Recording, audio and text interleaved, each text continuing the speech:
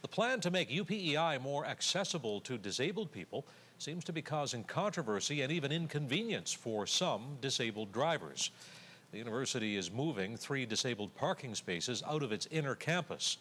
A disabled rights advocate says it's a step backward. Here is CTV's Dan Vio. The University of Prince Edward Island has expanded its disabled parking from 20 spaces to 30, but Stephen Pate says there's a problem.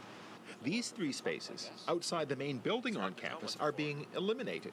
5 new spaces have been added, but they're about 70 meters further away. Pate says that's a huge distance if you're mobility challenged. What about in the wintertime? Or what about when it's raining? Or what if it's cold and slippery? You know, then it becomes like a major distance.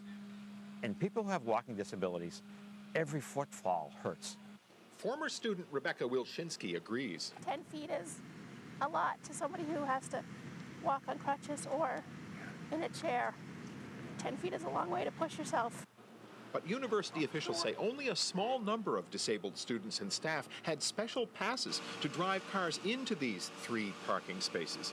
Under a new 5-year plan to improve the campus, it was decided all students and staff should have access to all disabled parking. What we had to do is to determine how many spaces we needed on the north end, and then how do we make them accessible and fair for anyone who had a permit to be able to access them.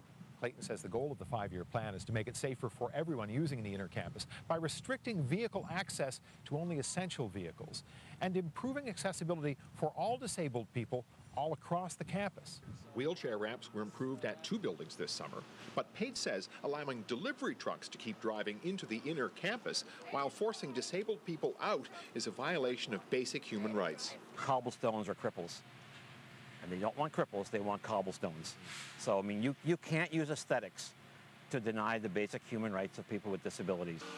The disabled spaces at issue are scheduled to be converted to a loading zone for delivery trucks within the next few days. Dan Vio, CTV News, Charlottetown.